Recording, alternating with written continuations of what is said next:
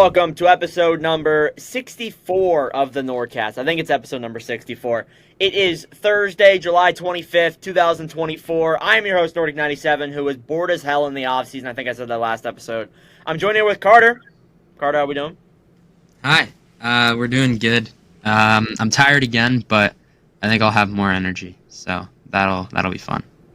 It's good to hear. Carter's going on vacation next week, so on the bright side, he'll be able to catch up on his sleep because he works zombie hours at the rink. No Jack today. Jack just, the times couldn't line up. I have no idea what Jack's doing. Probably sitting and standing in one end of the basketball court the entire time like he does. And we have a guest for the second time, ironically. So I gotta explain this a little bit before I introduce him. So we had this certain guy on.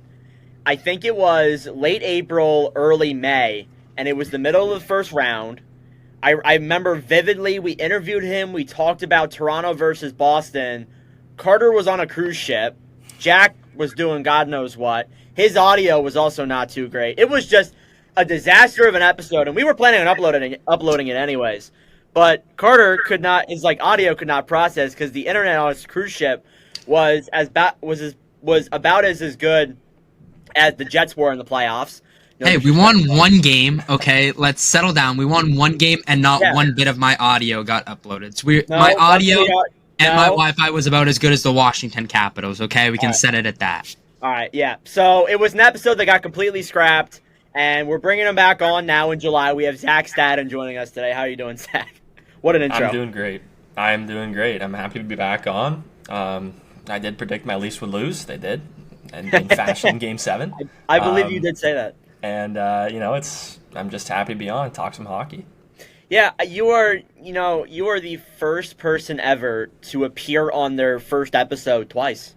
So congratulations. You get a special thing that probably no one else will get, to be honest with you. It is one of the most unbreakable records on NordCast. Yep, iconic. NordCast history. So one thing that we do for pretty much every single one of our creators that we bring on, we always ask them this first question. You might remember us asking it the first time. How did you get into hockey? Oh, man. I was a young lad. My family was just big hockey fans, played it all the way growing up. I was never, too fancy with it. I mean, I played AA, and that's it. Never even sniffed AAA. So it was always just a fun time. It's something I enjoyed and something that I never really started getting into in the creation aspect until about my, started my third year at university, and then ever since that time to now, it's almost been 2 years, I've just kind of loved it. I mean, hockey's always been something special in my heart. It's always been something I love following, and I mean, I love my Leafs, but they make me not want to do anything about hockey. So I mean, it's a rough relationship to have, I gotta be honest. It's a tough relationship, but yeah, no, nothing too special with it, but definitely something that is deep in my heart for it. Where'd you go to college? Or where are you going to college if you're still there? So I'm actually just finishing up at the University of Ottawa. Go GGs. Love it there. Great spot if you're thinking about going there and you're in Canada, or even if you're in the US, why not, or anywhere else. Go to Ottawa. Great spot. I would recommend it. Awesome town. Team there is iffy right now, but I mean, that's, we'll see. Well, heading into my senior year of high school, would you recommend me going to the University of Ottawa? Depends what you want to do, but I would say so. Although I can very much say in full confidence that U Sports and NCAA are very different. For sure. Oh, absolutely. But Panda Games, that's the spot to be at. I say look it up. Yes, I'll keep that in mind. So you talked a little bit about getting into content creation. How did that start, and how did it develop into what it is today with your Instagram and your 2 TikTok accounts? How did that start? Man, so it was a random day. I think it was around Thanksgiving, Canadian Thanksgiving, and I just saw TikTok was kind of getting a little bit bigger, and I wanted to create a video, and I was like, you know what, who cares about my opinion? Who cares what I think about whatever? I'll upload something. I can't exactly remember what it was. It might have been one of those videos where it's stopping this when I get a team better than, or something like that. And I just uploaded it. And just kept doing it. I like doing it. I got traction really quickly, which I'm very grateful for. But that definitely helped me in being I guess people do kind of want this content. And I just kept doing that. Did some interviews, did all that type of stuff. TikTok was something that I did for a while until I started Instagram. And then I really branched out with my Twitter and podcast and then the second account. And it just kind of snowballed from there. And I'm just, like I said, very grateful for what I've been able to do and just happy about the people I've been able to meet. So I looked at your Instagram here, by the way, which is very impressive, more followers than me. So I just want to know, like, how did you get involved with BioSteel? How did that come to be? Did you contact them? Did they contact you? If you can disclose any of that. BioSteel, great people over at BioSteel. If you want some good hydration, good drink, I definitely recommend. But with the many collaborations I've been able to do, I say many, and it hasn't even been that much, so not really many. But with the collaborations I've been able to do, they contacted me asking me, if I would be up for this, if I wanted to become an influencer or ambassador, however you'd like to say it. And from there, I just created my promo code. If you want to go check that out. Built a relationship with there, creating videos, creating content, and it hasn't been too long. It's just been over about a month now, but they contacted me. Great over there, down in Windsor, Ontario, and it's been a good time ever since. Now, if you want to get a 20% off from your BioSteel, use code ZSHockey1 to refresh yourself with BioSteel drinks. What's your favorite BioSteel flavor? Oh, he's got the white one. I'd probably say White Freeze. This is, I don't know if you can really see it, but it's hard to see. But yeah, White Freeze. If you ever literally had those White Freezies, that's exactly what it is. Just really good. My favorite is the blue. I love the blue. Blue's good. But unfortunately, like, where I am now, you don't see it a lot anymore. Like, I don't see it a lot where I am. The people that used to work at my work, like, I work at a roller rink, and we have a snack stand there, and they used to have BioSteel, and that's where we would get a lot of it. And they swapped to Prime, which Prime's okay, but it's so freaking sweet. I don't know. I like BioSteel more. Carter, what's your favorite BioSteel flavor? It's gotta be White Freeze, or you can't go wrong with Pink Lemonade. It's true. Yeah, I like Pink Lemonade too. I remember like, I think it was like a year ago. We ranked sports drinks. I remember that. I remember Jack had BioSteel last, and we both flipped out on him. We're like, seriously? Yeah, exactly. Ooh. Yeah, so it also says here in your bio that you were featured on Bar Down and Bleacher Report Open Ice. How did that happen? Did they contact you, or did they just randomly feature your stuff? So they randomly that's never happened to me, so. They randomly featured my stuff. That was earlier, I guess, for my main account where I was doing skits on there. It was actually my Hockey Dad skits. And one of them was at the rink. I think both videos might have been the same one, but one of them was at the rink, like my local one. It was just like Hockey Dad stances and ways that they would like do stuff, and that's how it was featured on there. I hope that soon one of my takes would be featured on one of these. However, sometimes they're a little bit atrocious, so I don't know if that's going to happen. Unless you want some clickbait, then there you go. But great bait. But no, yeah, they just. I think they just featured them, tagged me like that. I think it was just on TikTok and Instagram as well.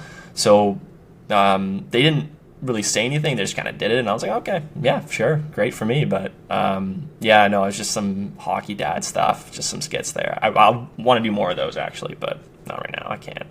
Bring back the skits. Yeah. Start the movement. Bring back the skits. All right, so let's transition over to hockey here. You are a Toronto Maple Leafs fan, unfortunately. Or fortunately. I mean, like, I'm not trying to disrespect you. How do you feel the Leafs did this offseason with their moves? I mean, when you look at their team, it was something that they direly needed to address, which was their defense. And, I do think that they did a decent job at that. But, yeah, I mean, you look at the contracts that they had to give, a lot of it was more term than anything. Chris Tanev getting $4.5 million, 6 years. The back end of that, it's going to be a little tough. But, it's something that you just kind of have to deal with at that point. Like, if you have to get that value for the short term of 3 or 4 years, and then the rest, it's that LTIR push. If he actually gets to that, then okay. You get Oliver Ekman-Larsson at $3.5 million, I believe, at about 4 years as well. And okay, so you get a good puck-moving defenseman. That's one thing you needed. He brings that caliber of knowing how to win, and he's been in the league for a while. And he's about 33. So again, the contract depending on how you look at it, could be good, could be bad towards the end. But the one thing they needed to address was the defense. And then you go to look at goaltending, another question for the Leafs. How is Woll going to look, especially going from looking like an absolute starter in the future to having injuries, getting that extension, and then you bring in Stolarz, who looked good but hasn't had that long like experience of games. So you're really gonna have to see how that looks. And then there's the offense. I mean, same top six, bottom six looks rough. So there's a lot. There's so many questions for the Leafs, but I do think they addressed the most important part, was the defense, which I still think is, it's not bad, but I wouldn't say it's like the best in the league. There's betters. But, it's what it is, I guess, for the Leafs right now. What would you say is your favorite move they made, and what is your least favorite move they made? I don't know if you touched in on that, but... No, I didn't. Is this including, like, trades or just extensions or anything like that? Or yeah, it can include trades, extensions, hirings, sign it doesn't matter.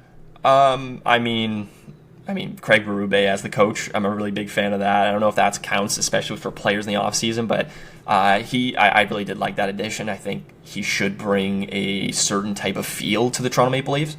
I mean, I'll tell you one move I don't like. I didn't like the Ryan Reeves contract last year. I still don't like it, but yeah, I'm not a fan of that either, to be honest with you. I mean, I do like them re-signing Timothy Liljegren, on the contrary to some opinion. $3 million, I mean, it's 2 years. You'll see how that goes. But he does have a lot of potential. Will he reach that potential? We'll see. But if he does, he's going to be solid puck moving. He's not the most gritty guy, but he can produce some offense. Maybe he plays in the future if he's still in the Leafs power play number 2. That spot's obviously going to be taken over by Morgan Rielly unless something happens, but I really did like that RFA extension, however you want to talk about it. And then probably my actual favorite was the Max Domi contract, $3.75 million for 4 years. That's just solid value. If you want to talk about passion, then Max Domi has that, and that's what you're looking for, especially for a guy who wanted to take a literal discount compared to some other names that you can mention. I think it's perfect value. I think for what Domi brings to the table, again, he brings the passion. He brings he brings pretty much everything to the table, including amazing edits on his Instagram. Touching over to the goalies. So you got Joseph Woll extended to a $3.6 million contract for the next 3 years, starting in 2025, 2026.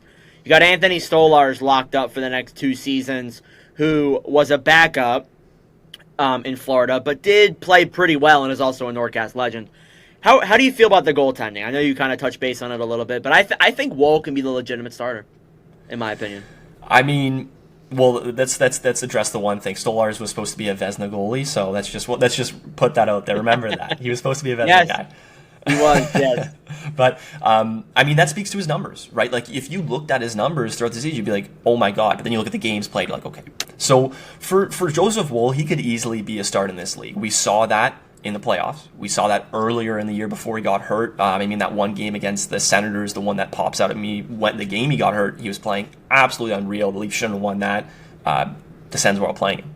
But he could easily be a goalie. It's just about, will he play up to his value at 3.67? Because Treliving is banking on that he doesn't get hurt and that he keeps playing the way that he does. And again, does he get hurt, right? Is this going to continue? Because if not, then okay, fine, I'll take that contract because he's probably going to live up to it, whatever. But if he does, then you're leaning on Anthony Stolarz, who, again, could play good at $2.5 million at 2 years, but doesn't have that track record of being a goalie who can play long amounts of games. And then, I mean, then you go to Matt Murray, and it's like, okay. Well, yeah, there's Matt Murray. Just your third string who might play 1 or 2 games a season. Yes. If all your guys are injured. I think Stolarz can be a serviceable backup. I think that he got kind of rejuvenated in Anaheim, had a really good year in Florida. I think that he can be a serviceable backup. It's just a matter of Woll staying healthy. Like, yes, Stolarz can be a really good backup, but only a backup. I don't see Stolarz being the starting guy if Woll... Well, unless if Woll gets hurt for like a very short period of time, then Stolarz can fill in for a couple of games. But I'm not fully on board with Stolarz being the number one guy. That's my biggest thing that I'm trying to say. So transitioning over to rookies. Easton Cowan, Fraser Minton, is it possible one of those guys, or even someone that I'm not mentioning, makes the team in training camp? I mean, you look at their team and stare at the bottom 6 for a good amount of time because it's not going to change. The Leafs have, I think it's about, it might be $1 million, it might be less actually. They might have to deal with something, but that bottom 6 is looking rough. Like it is something to look at. I mean, Pontus Holmberg, Nick Robertson isn't signed, so you can't even put him in that equation. Connor Dewar. He wants right? out. He wants out. And that sucks for the Leafs because you need players who can produce at low numbers. So that sucks for the Leafs. You have Ryan Reeves, Cal Yarncroc, David Kampf, and then Bobby McMahon. So there's some potential, but it's not veteran experience. It's not guys that you know what you're getting out of them. It's not a good scoring one. So if you're looking at Easton Cowan and Fraser Minton, will he make it? Like maybe, he had a good camp last year. It's possible, but probably not. And if you're Treliving and you're looking at this, you're like, okay, well, Robertson might want out. Maybe I go and look for a trade. Maybe I go and look for somebody who can swap that for. But he might be banking on the fact that Easton Cowan will take this role and run with it, which is very advantageous. Like you're hoping that he really grabs this. And I mean, does he? Maybe. But this is also a kid who you drafted not too long ago. Again, had a good season with the London Knights, won a trophy, and can come back here and maybe have another good season. But are you really going to throw him in on like the 4th line? Maybe the 3rd line, okay. But it's tough, right? You can maybe bank on it, but it's not something that you really want to hold. I could see him making it more than Minton, but at that same time, you're going to have to fight for it. He's not just letting the position go, but you're going to have to fight for it. Anything can happen at training camp, and it's still a long ways away. Like, we're literally, I think a little bit under 2 months away from training camp, so anything can really happen. Now, Carter and Zach, hear me out. 1-for-1 deal. Nicholas Robertson for Rutger McGroarty. How do we feel about that? Robertson for McGroarty. Oh boy, I'm gonna let Carter take this one first. I'm not touching that. Nord, that's stupid, and it's not gonna happen. Come on. It does not happen. Leafs Twitter will hype it up. Come on. They will, but it's not gonna happen. Listen. He wants power play role. He's sure as shit not getting it in Toronto if he's not getting it in Winnipeg. Let's set that straight. If that's his biggest issue, he's not getting it in Toronto. There's not a chance he's sniffing power play time. Yeah, good luck with that. You gotta get better than what? Austin Matthews, William Nylander, Tavares, Marner, and right. Yeah, no. Yeah, if you're struggling to beat out Mark Scheifele for that role, you're sure as shit not touching Austin Matthews. It's definitely something Toronto needs, an entitled young kid. Oh, you know what? Just add it to that. Why not? Exactly. Actually, you know what? Franchise. One of them's bound to work. Yeah, I mean, hey, why not? So, last question I got here for the Leafs with you. I don't know if we asked you this in April, but now that we're past them losing and it's not going to happen, what are your thoughts on them keeping the core 4? Were you for it? Were you against it at the time? What are your thoughts on that? It's so hard because at the time, I mean, I don't know what day we were talking, like what point the series was in. I think it was like the middle of the series. I don't know if it was like 3-1 Boston or that, but I know it was the middle of the series. Let's just say it's 3-1 Boston or like 3-0 Boston, whatever, something like that. So. Oh yeah, it wasn't even 3-0 Boston. Yeah, so 3-1 Boston. They have the Leafs in a chokehold. Yeah, they end up going to Game 7 but lose. So for me, I was the guy who was saying it's time for this to end. And I say that because, and I was saying that before a little bit too, because even though, and you can see it, Mitch Marner has led the Toronto Maple Leafs in points and playoff points, and you look at that, you're like, oh my God, what? Like how? This guy has been, it feels like he hasn't been good. For me, Mitch Marner can perform. A lot of the times, it looks like he's not performing, but the thing is, when he makes those mistakes, it's just like Justin Holl when he was on the Leafs. When he makes mistakes, it is extremely noticeable, and especially for a guy who's getting paid $10.9 million and is supposed to be showing up and is supposed to be your elite guy, it's just gonna, the magnifying glass is gonna be on him a lot more.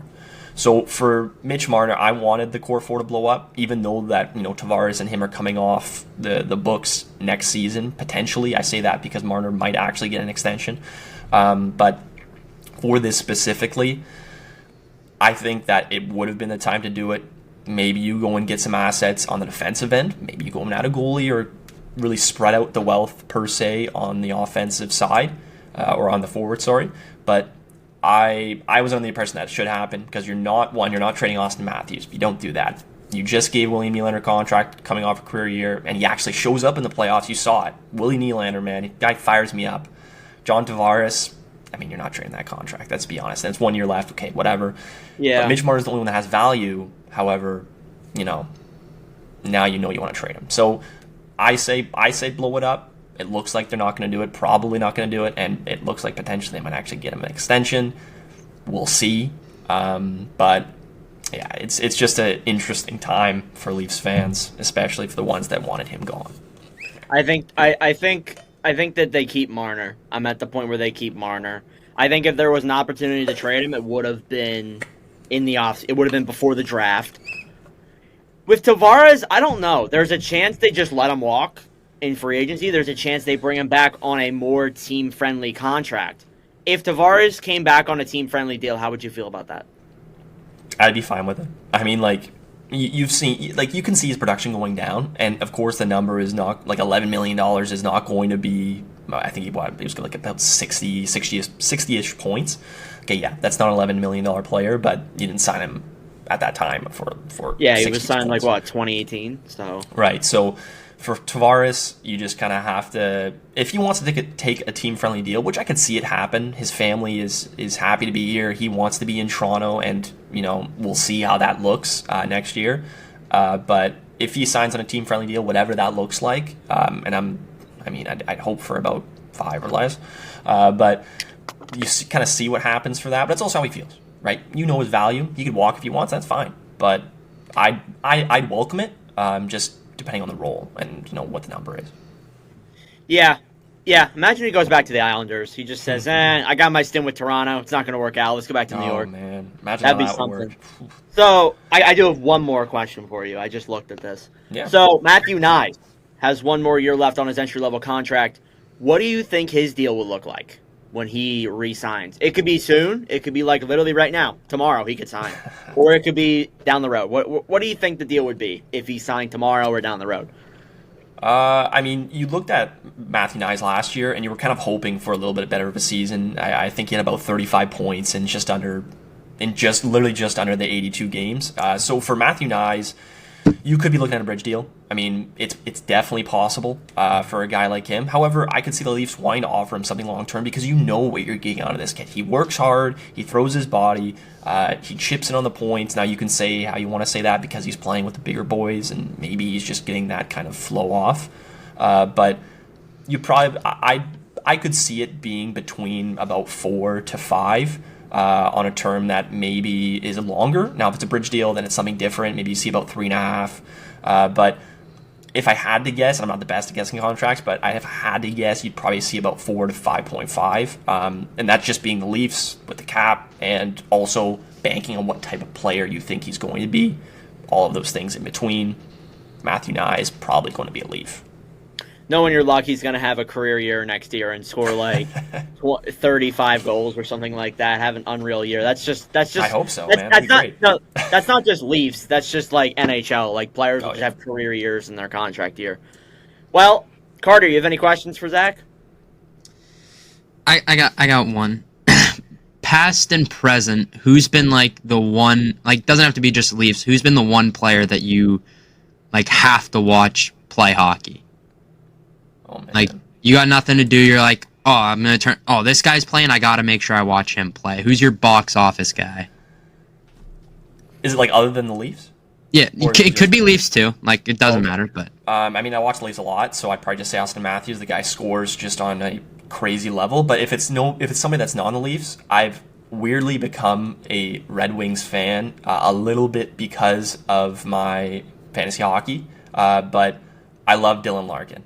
Dylan Larkin is just a work hard type of player, head down, plays for the Wings, original 6 team, puts up the points, leads. It's awesome. I love the way he's quick too. He's quick with it, plays around some good guys. Dylan Larkin's probably one guy that I really do like. And another kid that I've looked at now, and I say kid because he's actually younger than me, at least I think he is Brock Faber.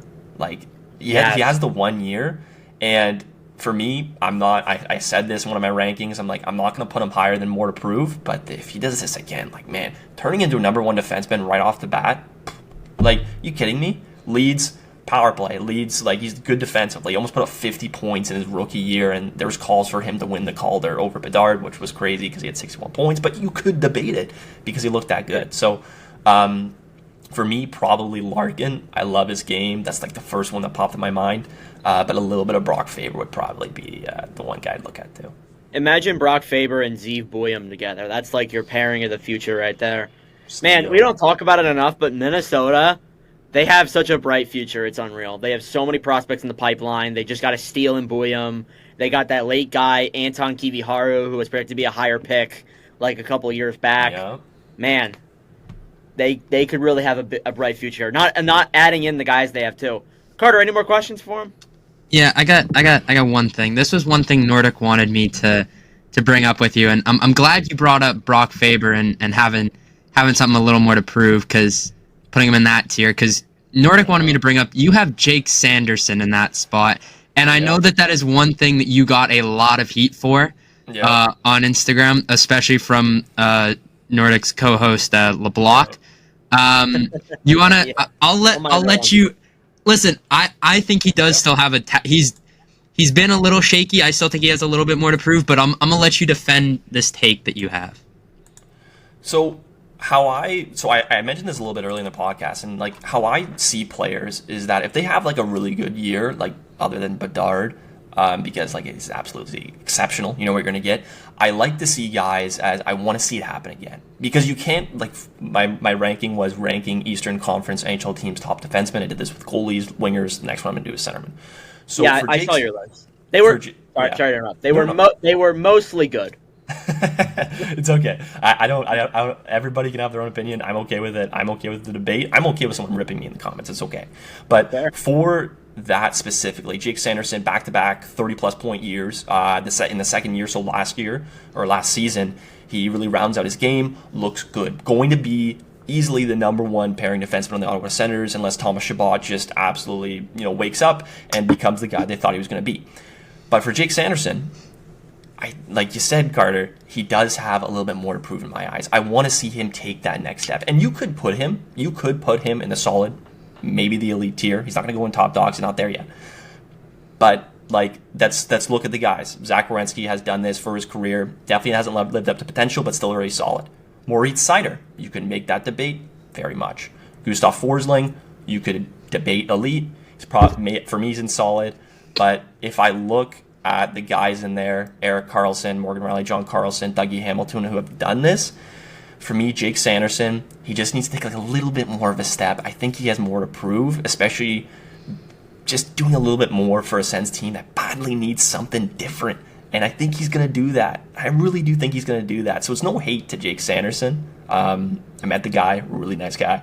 But Jake, it's just a little bit more of a step. And you know what, LeBlanc, I know you didn't like it, and that's fair. But it's just a little bit more of a step that I would want from him. And it's no hate on him. He's easily going to round out his game, and I could see him take that step into the solid or elite tier as early as next season, like first 10 games. Like I just want to see a little bit more. I see the vision. I see the vision in what you're saying and the way you critique your players. I see it. And I like it. I'm not sure if LeBlanc will like it, but I like it. All right, so transitioning out of just flaming Zach for his takes, which, by the way, why the heck is Cam Talbot in... No, I'm kidding. Anywho, so we got some news to report on. We're going to start off with... what should we start off with? We'll start with the Michkov stuff. So Matvei Michkov has come over from Russia officially as of a couple days ago, and the media has been going wild. You see him walking in with Danny Briere and Keith Jones. Keith Jones looks like he's having the time of his life in all the photos that you see. You got Michkov. His English is way better. He has a press conference. Danny Briere says that he showed Michkov a video of Nick Delorier beating the shit out of Matt Rempe and said, "That's your best friend." And then, today, the Flyers extended Travis Konechny to an 8-year, $8.75 million contract. So me and Carter are both Flyers fans, so we're going to go about this in a second. But I want to know Zach's thoughts on the Konechny extension before we get into the rest. What do you think?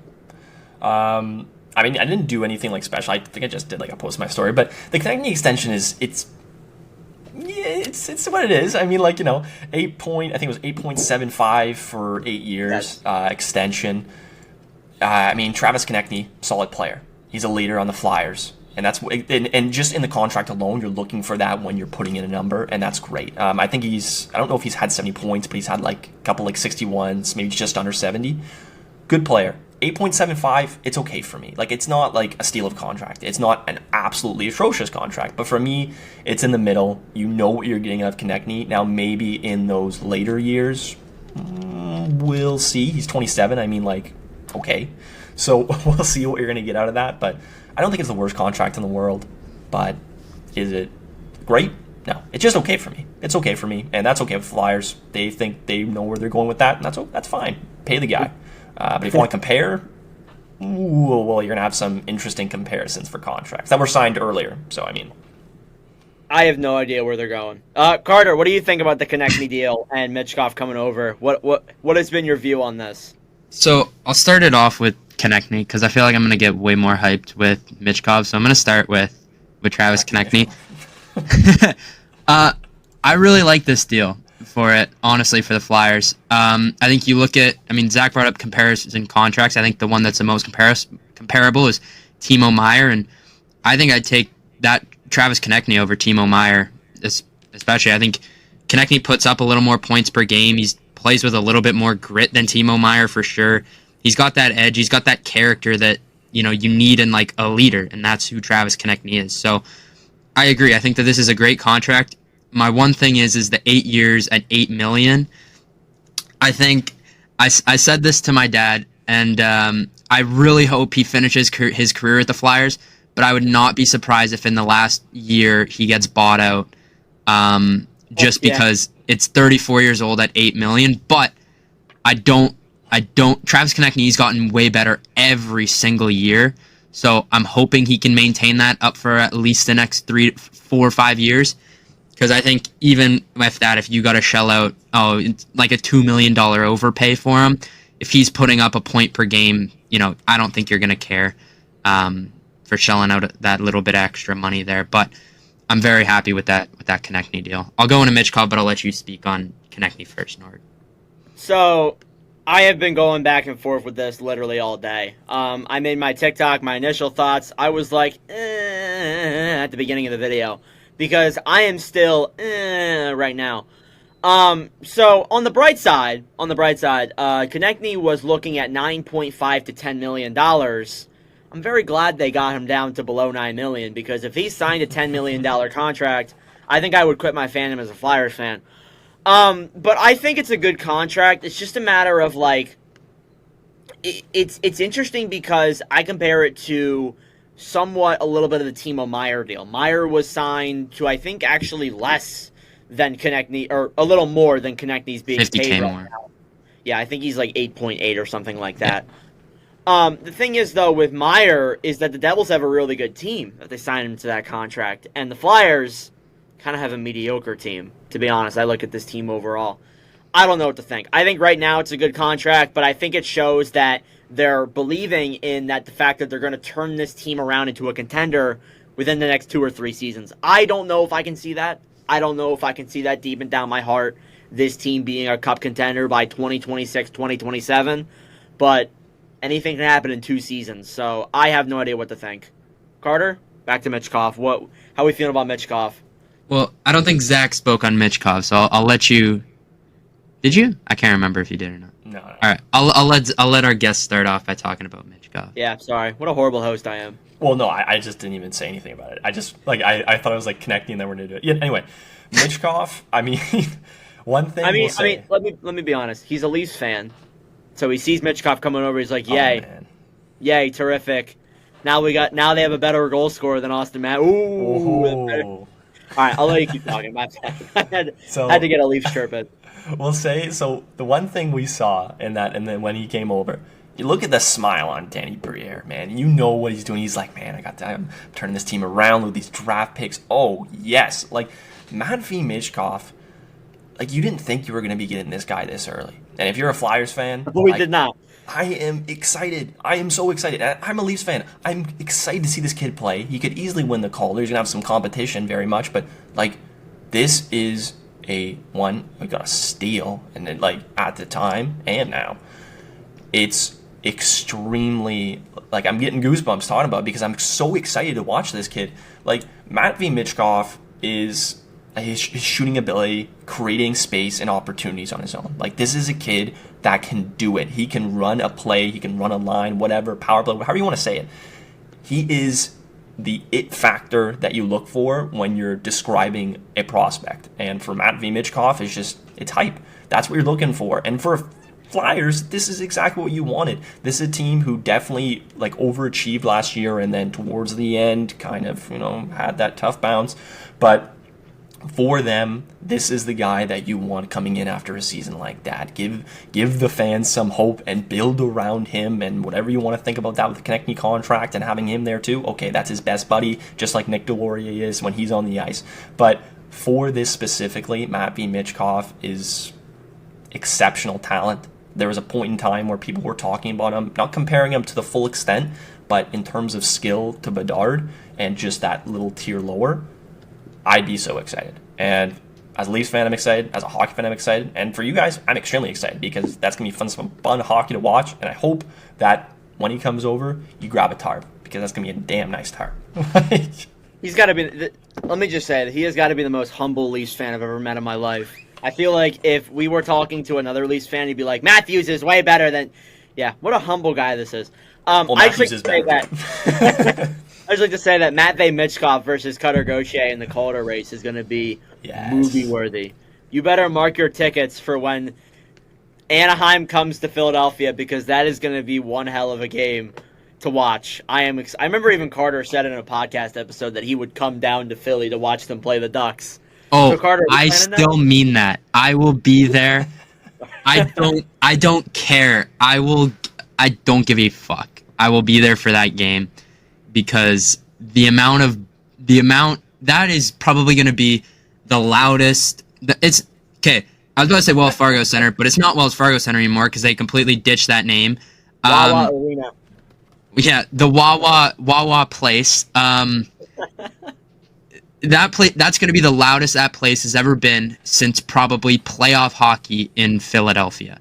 Because I don't think Sixers basketball is touching, like, hockey fans at all.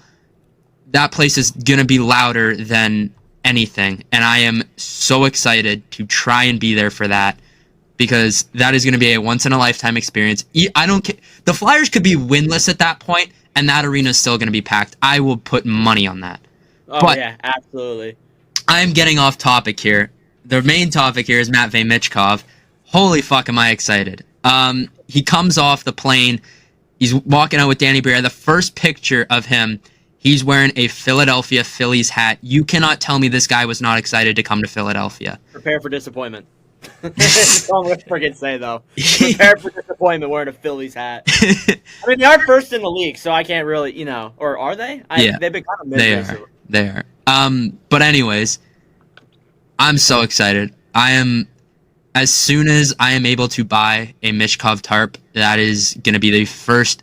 I don't even own a real Flyers jersey anymore. This one that's been back here the whole time, everyone knows from the podcast, I fucking made this at my old job. It's just a heat-pressed Jamie Drysdale that I got 2 days after it happened. Like... He made that after Cutter got traded. He's like, fuck it. I'm getting a Drysdale jersey. But I don't have a real Flyers jersey. My last one was Nolan Patrick. That didn't pan out well at all. And now I have a fake Drysdale. So I'm in need of an actual jersey, and Michkov's going to be here he's a Flyer for life.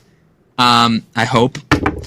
But I'm excited. I think it's still, I still can't believe we got him at 7. And I'm just thinking of, like, I want to put this into perspective because this could have been a crazy first line for the rest of time. Could you have imagined we still had Cutter Gauthier, Matvey Michkov, and we were somehow able to trade up to the 4th overall pick and have Demidov? That would have been the craziest line ever. I'm heartbroken that it's never going to happen because that would have been... That entire line would have scored 60 goals. I don't care. I'm talking about things that didn't happen, but it's okay. I don't give a fuck. Michkov's here. Nothing else matters anymore. My life is good again. I can't wait until when the Flyers play the Ducks, and it's going to be movie-worthy when Jamie Drysdale, off the opening faceoff, levels Cutter Gauthier against the board. Or not against the boards. Open ice levels him like Giroux did in 2012. Michkov comes down the other way, walks through Minchukov or whoever hell's playing defense for the Ducks these days, and then snips one top corner on Gibson, and the arena goes insane. I can't wait for that 12 seconds into the game. All right, anywho. Yeah, Michkov, it's terrific. It's absolutely spectacular that he's coming over. Connect knee extension, interesting, but there is a long way to go before the Flyers become cup contenders. So, Carter's shaking his head. We'll see. So, we're going to move into much more serious news here, and I feel like I probably should have started off with this. Stan Bowman, I don't mean to compare, I'm so sorry. Stan Bowman has been named the Oilers general manager and executive vice president of hockey operations. For those who do not know, the former Blackhawks GM was ruled eligible to return to the NHL along with Joel Quenneville on July 1st. They were both ineligible due to sexual assault allegations that were confirmed, and they were banned for 2.5 years, or 2.5 years, and have been reinstated recently. And the Oilers, like they've been before, have not been afraid to make controversial hires. All right, Zach, I'm going to start with you since you're our wonderful guest. What are your thoughts on this? I mean, look, if you follow me on Instagram, I made a story about this, talking about Stan Bowman being hired by the Oilers. I didn't personally, with Quenneville, Bowman, and everyone else involved, I didn't really want them back in the league. I didn't really think that they deserved it. I think that, playing in the NHL, being in the NHL, and whatever capacity it is, and as I mentioned before, whether you're scraping the ice or you're the GM or whoever, it is an absolute privilege to be involved. And I think that they lost that opportunity and that privilege. And it's a shame that the Edmonton Oilers didn't see that. And clearly, I don't know from other NHL teams, but they didn't sound like they were trying to hire him, and it was only the Oilers, and it's a shame that he did get hired, and I'm afraid that it looks like that kind of might open the door for Quenneville, and I hope it doesn't, because in this case, this was a guy who was knowingly keeping things from the light in a playoff time where they, if I could be wrong, but if I'm correct, pretty much just said, we don't want this right now, we're trying to focus on more important things.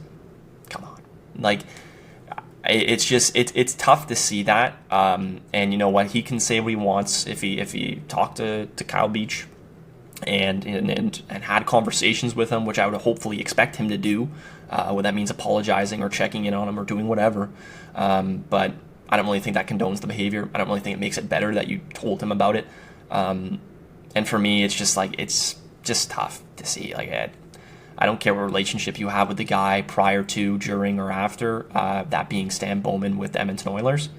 It's just... and you know what? He's not even a good GM either.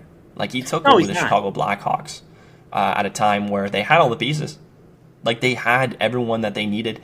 And you know what? You can say what you want about the things in between where they won their first cup and when they won their last cup in that time. But look at his track record. Look at his track record. Like, this was he didn't manage the team well after that time.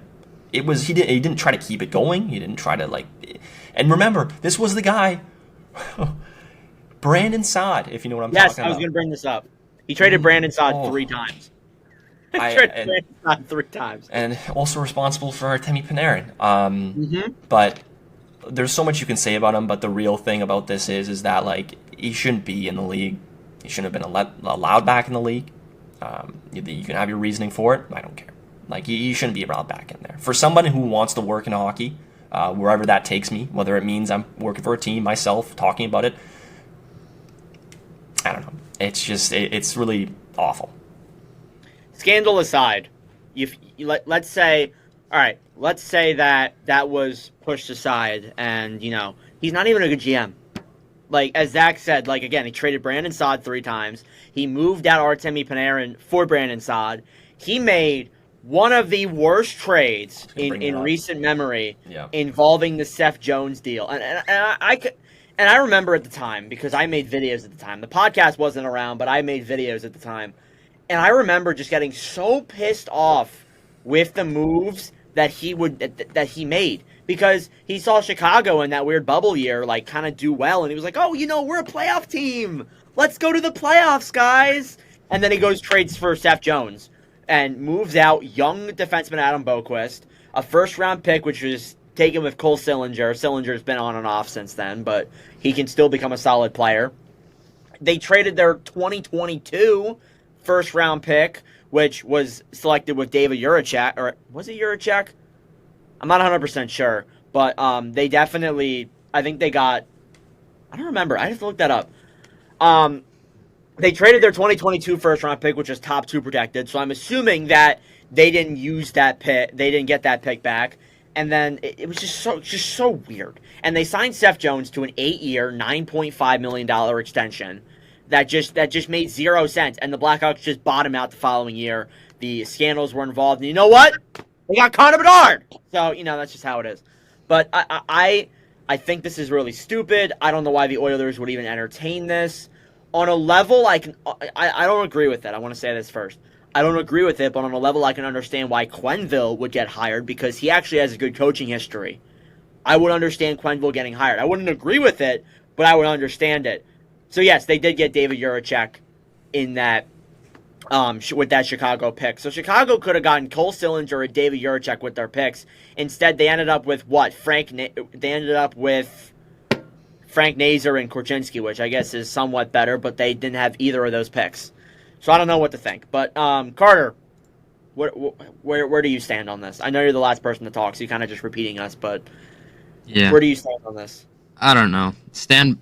Not only should Stan Bowman not be back in the league, even if he was allowed, even if he did nothing wrong, if this whole situation doesn't happen, he shouldn't be in the league anyways. He's not a good GM.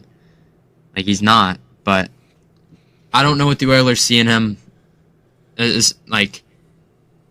don't think you can ever look at a guy after hearing things that were told to him and he did nothing about, especially things that serious. You can't look at someone the same way.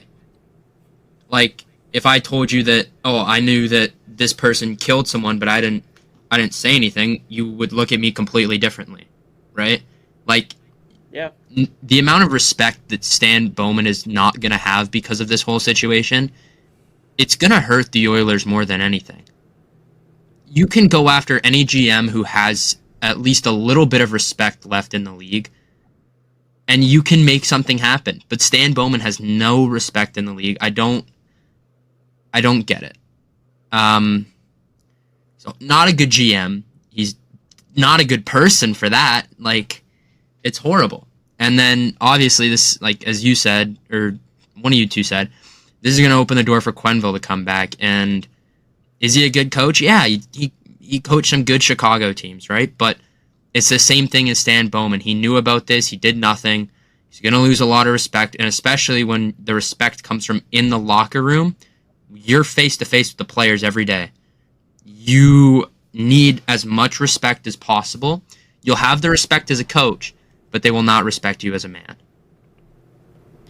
Yeah. I don't know. Just kind of a disgraceful hiring, to be honest. So we're going to move out of that, moving into more positive things. It's crazy how we go from Matvei Michkov and being so happy to something so serious. Now we're going to go back to something somewhat happy.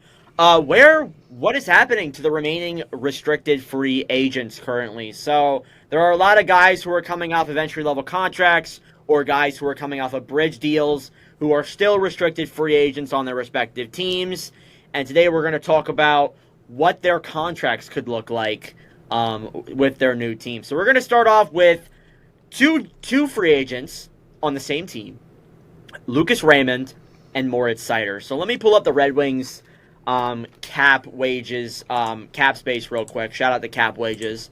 A brand new thing for cap friendly. So the Red Wings have, it looks like $16 million, 16.9, almost $17 million in cap space.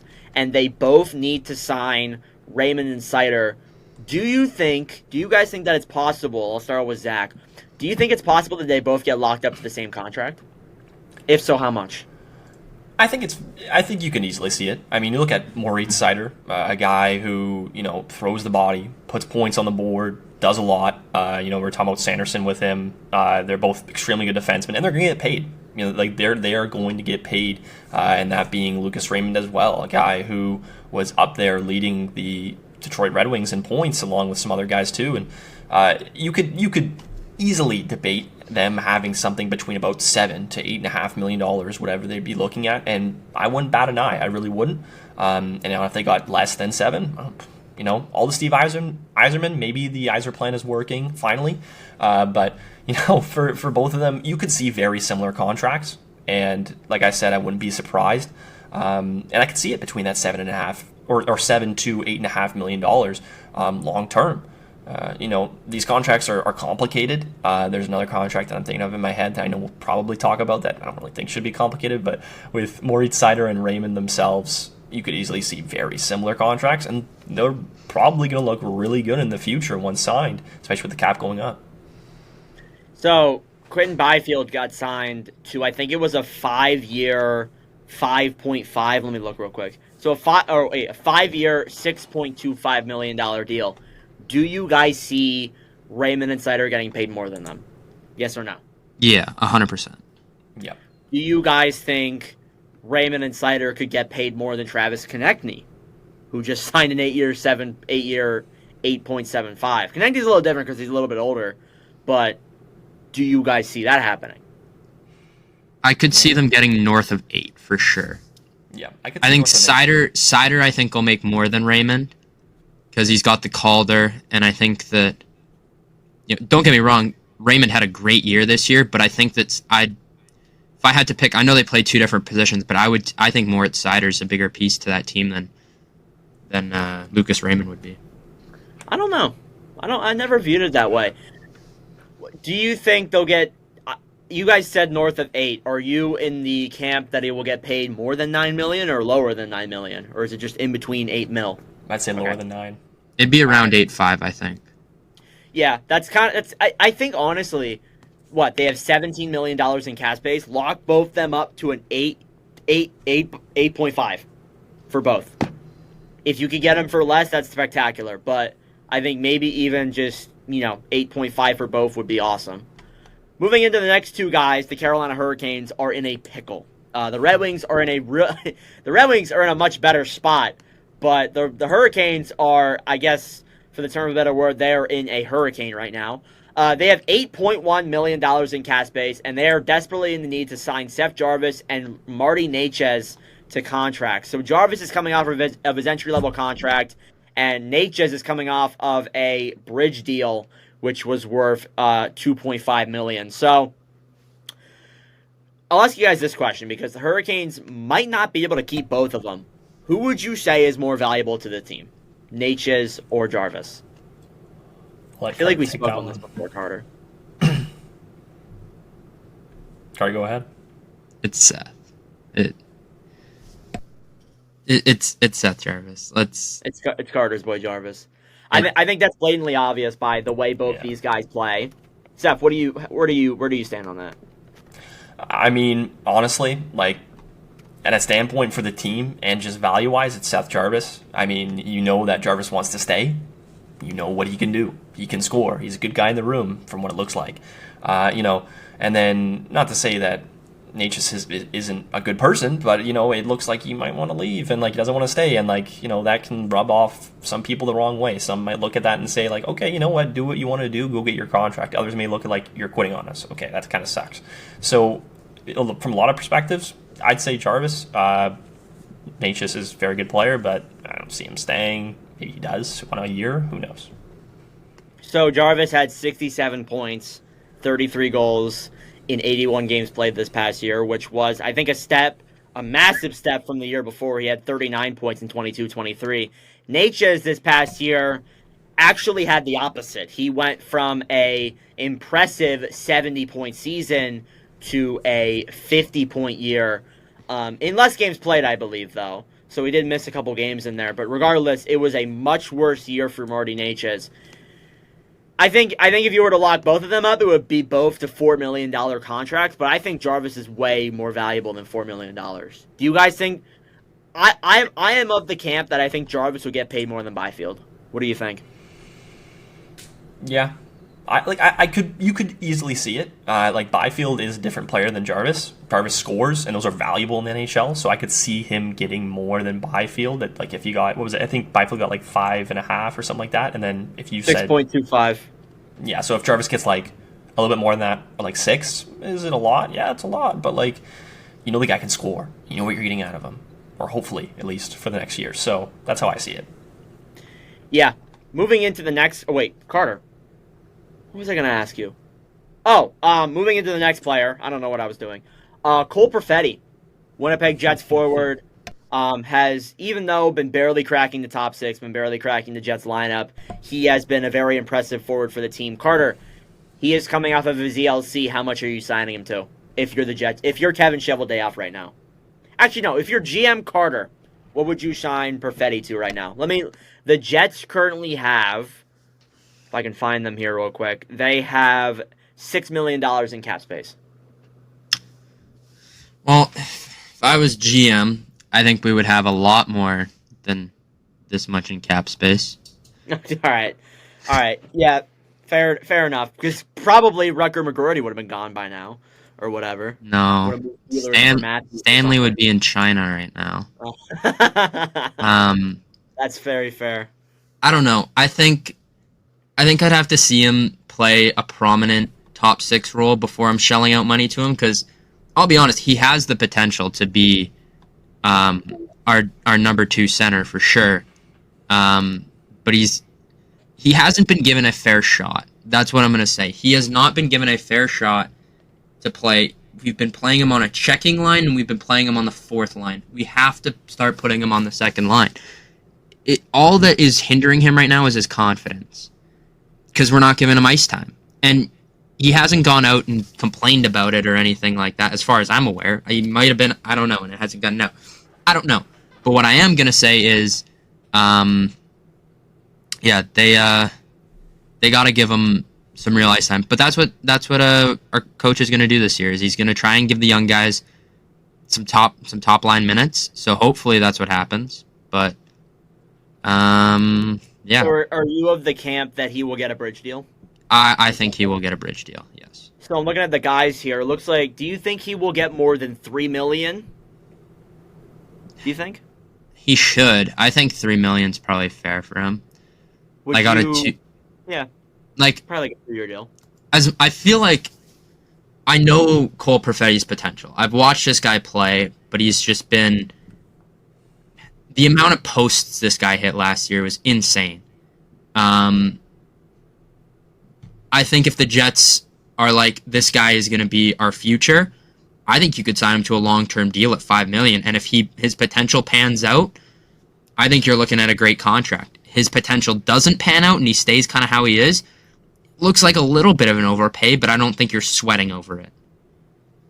So yeah. It's a risky move for them to take, because they could take the bridge deal, save money now, or they could play the long game and sign him to a lower amount of contract than what he's probably going to ask for in 2-3 years, right? So I'd like to see him get signed to a long-term deal, because I think potential-wise I'd love to keep him long-term.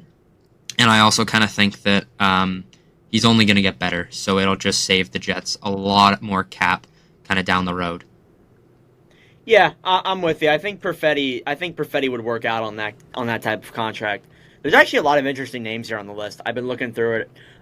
So we'll go through a couple more. Thomas Harley, solid defensive defenseman for Dallas. We'll see how much he gets, but I think he could get upwards of $5 million, to be honest, with the way he plays defensively with the Stars. What do you think? I mean, I think you're underrating Harley a bit. I don't know, defensive. I think he could get paid more. I'm not saying he couldn't. But... No. I'm on the contract. I don't think you're way off. But for Thomas Harley, like that's if we're gonna talk about a season to do it correctly, like I mean, he almost puts up 50 points as a defenseman, locked himself in as one of the guys that is going to be the future for the Dallas Stars. Good defensively, good offensively. I traded him in my fantasy hockey league. Why did I do that? I don't know. Don't know why I did that. But for Thomas Harley, like this is a guy who could easily get $5 million. Like and now if he got less, I've got like 4.5. Okay, you know that's what? A steal. That's a steal. That's a huge steal. But I think he gets 5 or more. I think that's pretty easy to say. He's 22. He's a big guy. 55, interesting number. I don't know why I said it, but it's it's going to be an interesting contract. That's one of the contracts I've actually looked at, and I'm thinking like, man, like if you're the Stars, you look at that decor, like getting locked up. But easily in a year where he needed to perform, he performed, and he looked good, looked solid, and he looked very poised and calm, and that's exactly what you want.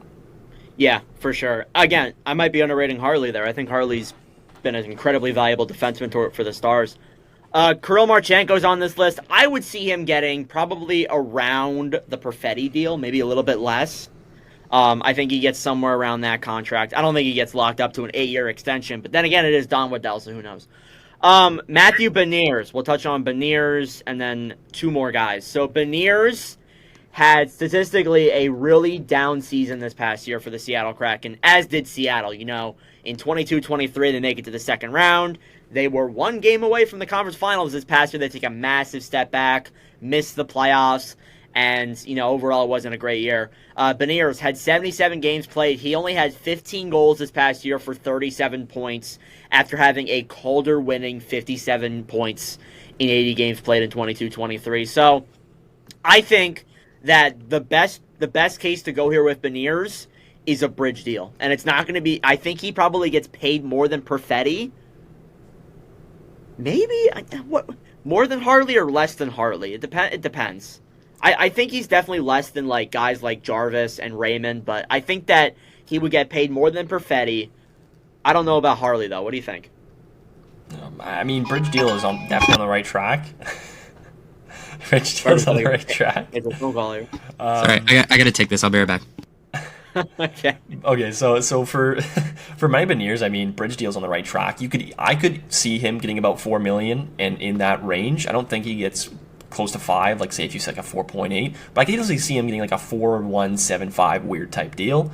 But for many Beniers, like the thing is that you know what this kid's going to give you, and it sucks that he has this off year, and you see him play like this, and it's just a tough bounce. But for Matty Beniers, 37 points, you know that's not the guy you're going to get, but I'd easily bank on him getting about 4-ish million, something like that, 2 years, easily. Yeah, I'm with you. I think he gets somewhere around there. Dawson Mercer. Mercer is similar to Beniers, only minus the Calder-winning season. He had promising, like in 21-22, looked good with 42 points. In 22-23, had arguably a breakout year with a really good Devils team. Capped 27 on the year, 56 points. This past year, though, he regressed by over 20 points. He's back to 33 points in 82 games played with only 20 goals this past year. I think Mercer can definitely bounce back, but I would see him getting something maybe a little bit less than Beniers, but I think something similar to Beniers' contract. How do you guys feel about that? Well, you take this one, Carter, if you're good to go. Yeah, I gotta run in a quick second here, but again, I'll say my take on Dawson Mercer.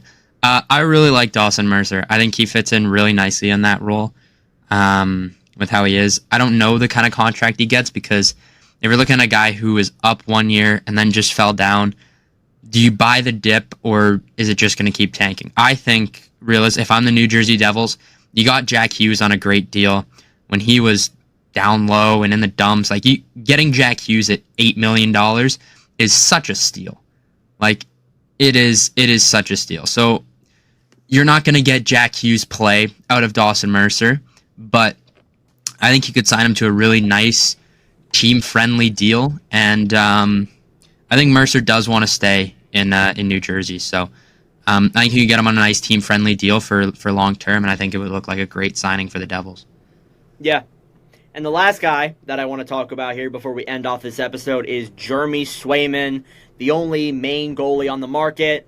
Swayman is coming off of, I think, a 1-year deal worth $3.475, which, if you're looking at 1-year deals, that might be the best 1-year deal of this past season.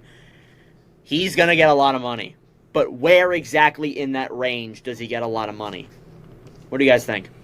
Oh, man. You see Saros getting paid. Sorry. You see Saros getting paid, I think it was like 7.7 mil or something like that, below $8 million. You see Connor Hellebuyck getting paid, what, 8.25? Do we see Swayman getting paid in that range or more? He's going to get upwards of 7. Oh, absolutely. You should get upwards of 6. And and last year, you could have gone for 6, but you didn't. And you could have had him for term. You didn't. And this guy showed you why. I think he had like a 9-16 or something, like 44 games. Again, you have to see how he plays on a full schedule, and that's fair. That's probably how I would look at it. But this is Jeremy Swayman, man. This guy has proved to you time and time and time again that he is going to be your guy. He is going to be able to do it. And yet they still haven't got a contract done. They still underrate him. They still don't give him respect. And that's at least how I see it, dragging it on this long. But I don't know. I mean, Carter, what do you think about this? He was voted 4th in Vezina voting, if I'm right. I got to find it real quick. But he wasn't a finalist, but he was up there. Carter, what are your viewpoints on this? They missed their chance on getting him for cheap. They did. Boston fumbled pretty hard. Because he was sitting, he was on a great trajectory and skyrocketed. And you missed your chance. That's one that Boston, I think, will regret. Because you probably could have got him at 5.5 to 6.5 last year for sure. Somewhere in that range. And now you're going to have to pay him 7.5, 8 maybe even. You could even be higher than that. So you just lost yourself about $2 to $3 million, which that's a third line depth piece right there. Yeah. And that's what Boston just missed out on. So kind of sucks for the Boston Bruins, but as far as Zach is concerned, I don't think he's too mad about that. Yeah, you look at yeah, exactly. He's probably not concerned about that at all. The UPL extension helps it even more. He got paid $4.75 million for the next 5 years recently. That helps the Swayman deal even more. But above all, lots of solid free agents to be signed. Maybe by the time we make an episode next week, some of them will be signed. But regardless, that's all I got for this episode of the NordCast. Zach, thank you for coming on. I'll let you plug your stuff, your Instagram, your TikTok. Yeah. Sorry, I didn't realize I kind of a brain fart there. I was like, what? My Instagram, ZSHockey1, and then TikTok, you'll see it, ZS Hockey like that, and then all the rest that you'll see in my bio. I don't gotta explain it much more. You can go check that out if you want. If not, all good. LeBlanc doesn't like my takes. I'm just kidding. But no, I will say this: LeBlanc generally really does like you. We were talking about you before. He does like you. I've never gotten actually a chance to talk to him. Meter, which Jack, for the record, is not very high on that approval meter. Just saying. Me? Oh, that's fair. No, not you. Our co-host Jack. No, I'm saying he's not the biggest fan of me. No, he's the biggest fan of you. Oh. No, he's saying LeBlanc isn't the biggest fan of Jack, right? Oh. Yes, that's what I'm saying. Okay. He thinks Jack is a nice kid. He just thinks that his takes are a little bit he's casual a little bit. Not gonna go there. Anyways, Zach, thank you so much for coming on. We appreciate it. For the first time again, I guess. That will conclude this episode of the NordCast. Carter, any final thoughts for us? Roll Flyers. Yeah, roll Flyers. Great time here. What a fun episode this was. So thank you all for watching or listening. If you enjoyed, make sure to subscribe down below if you're watching on the YouTube end of things. If you're watching on the audio end of things, be sure to give us a good review, tell your friends, and listen to the other episodes that are featured below. If you want to follow the NordCast Instagram, follow at NordCast_. If you want to follow the TikTok, follow at NordCast. If you want to follow the Twitter, follow at NordCast. I'm Nordic. That's Carter. That's Zach. Thank you all for watching or listening, and I'll see you guys in the next episode. Adios.